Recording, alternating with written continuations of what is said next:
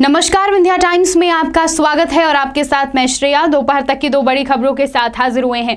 पहली खबर की बात करते हैं। मध्य प्रदेश में फिलहाल पुलिस कमिश्नर सिस्टम लागू नहीं होगा।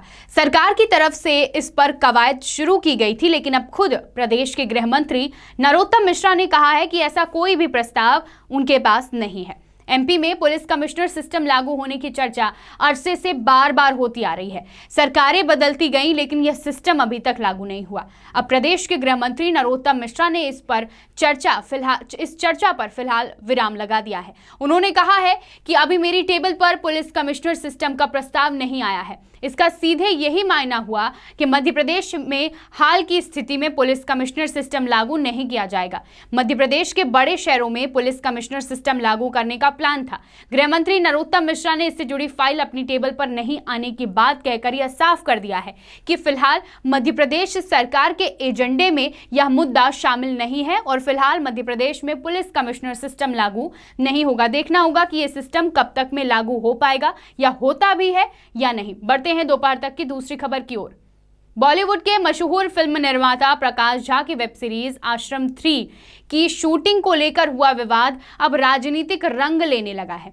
मध्य प्रदेश की राजधानी भोपाल में फिल्म शूटिंग को लेकर मचे बवाल के बीच स्थानीय बीजेपी सांसद साध्वी प्रज्ञा सिंह ठाकुर भी अब आक्रामक हो गई हैं। बीते सोमवार को मीडिया से चर्चा के दौरान उन्होंने कहा कि भारत में रहकर सनातन धर्म के साथ खिलवाड़ नहीं चलेगा। साधु संत फिल्में नहीं देखते, लेकिन अब इसके लिए अलग से विभाग बनाया जाएगा। अब कोई भी फिल्म बनने से पहले यह विभाग उसकी स्क्रिप्ट पढ़ेगा, उसके बाद ही फिल्म बनाने की अनुमति दी जाएगी। साध्वी प्रज्ञा इस मामले में एमपी के सीएम शिवराज सिंह चौहान को भी चिट्ठी लिखेंगी। प्रज्ञा ठाकुर ने कहा है कि इस बारे में वे सीएम शिवराज से पत्राचार करेंगी।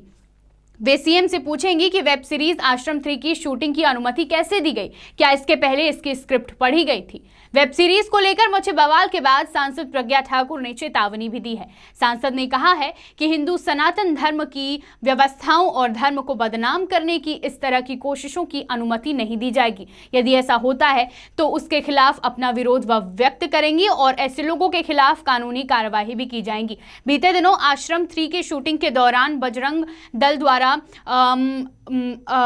प्रकाश झा के साथ हाथापाई की गई और बहुत बड़ा बवाल खड़ा हुआ शूटिंग के दौरान ही। और एक खबर ये भी सामने आई कि OMG 2 की शूटिंग के लिए भी शूटिंग के दौरान फिर से विवाद खड़ा हो गया। तो मध्य प्रदेश में फिल्मों की शूटिंग को लेकर जो विवाद खड़ा हो रहा है और यहाँ पर सांसद प्रज्ञा ठाकुर द्वारा जो मांग उठाई जा रही है, देखना होगा कि इस पर मध्य प्रदेश सरकार अपना क्या फैसला सुनाती है।